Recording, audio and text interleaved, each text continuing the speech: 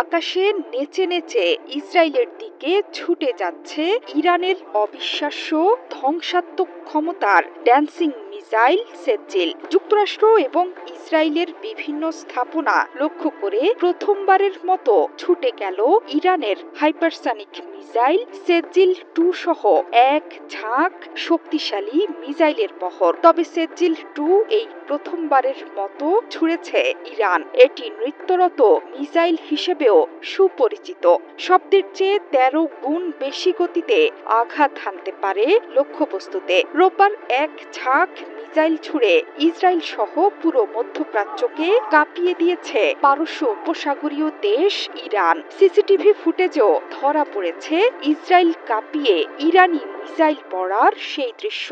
ইরানের সরকারি গণমাধ্যম প্রেস টিভি বলছে, রোববার প্রথমবারের মতো এই মিসাইল ছুটে গেছে ইসরায়েলের আকাশ সীমার ভেতরে। নৃত্যরত মিসাইল ছাড়াও সেজ্জিলের আরও দুটো নাম আছে, একটি সাজ্জিল এবং অন্যটি আশুরা। এটি ইরানের নিজস্ব প্রযুক্তিতে তৈরি একটি শক্তিশালী মাঝারি পাল্লার মিসাইল। সর্বোচ্চ 2000 কিলোমিটার দূরের লক্ষ্যবস্তুতে আঘাত হানতে সক্ষম। 2 স্তরের এই মিসাইল 700 কেজি পর্যন্ত বিস্ফোরক বহনে সক্ষম। সেজ্জিল মিসাইল উৎক্ষেপণের সময় তরল জ্বালানির পরিবর্তে ব্যবহৃত হচ্ছে সলিড জ্বালানি। এটির হাই অ্যালটিটিউড ম্যানুএভারিং সক্ষমতার জন্য এটিকে বলা হচ্ছে ড্যান্সিং মিসাইল।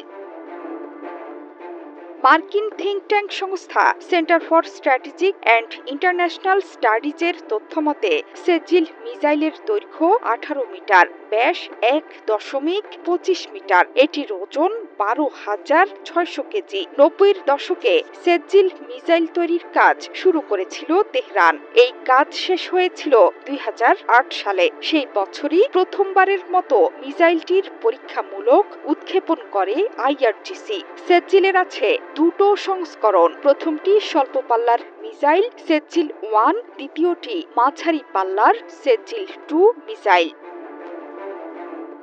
এক বিবৃতিতে আইআরজিসি জানিয়েছে, তারা এর মধ্যেই ক্রু প্রমিস 4 এর 54তম ধাপ বাস্তবায়ন করেছে। এই পর্যায়ে সেজ্জিলের পাশাপাশি খেইবার শেকান, গদর, ইমাদ এবং খুররাম শাহ মিসাইলও ব্যবহৃত হয়েছে। এই হামলায় ইসরায়েলের একাধিক কৌশলগত স্থাপনাকে লক্ষ্যবস্তু করা হয়েছে। এর মধ্যে ছিল সামরিক শিল্প, প্রতিরক্ষা অবকাঠামো এবং ইসরায়েলি সেনাদের সমাবেশস্থল।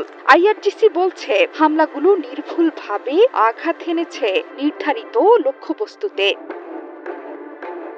পাশাপাশি 4টি মার্কিন বিমান ঘাঁটিতেও তীব্র আঘাত হেনেছে আইআরজিসি। মার্কিন বিমানবাহী রণতরীকে সহায়তাকারীদের লক্ষ্যবস্তু করার হুঁশিয়ারি দিয়েছে এই বাহিনী। বাহরাইন, কুয়েত, সৌদি আরবেও আক্রমণ চালিয়েছে ইরান। বাগদাদ বিমানবন্দরে ড্রোন এবং রকেট হামলা করেছে তেহরান। কুয়েত বিমানবন্দরেও ড্রোন হামলায় ক্ষয়ক্ষতির খবর পাওয়া গেছে। সর্বোচ্চ নেতা মোজতবা খামেনির নেতৃত্বে ইসরায়েল এবং পশ্চিমাদের পুরো দমে দুমড়ে মুচড়ে দিচ্ছে তেহরান। ইসরায়েল সহ পুরো মধ্যপ্রাচ্যে ধ্বংসের চিত্র পুরোপুরি ফুটে উঠেছে।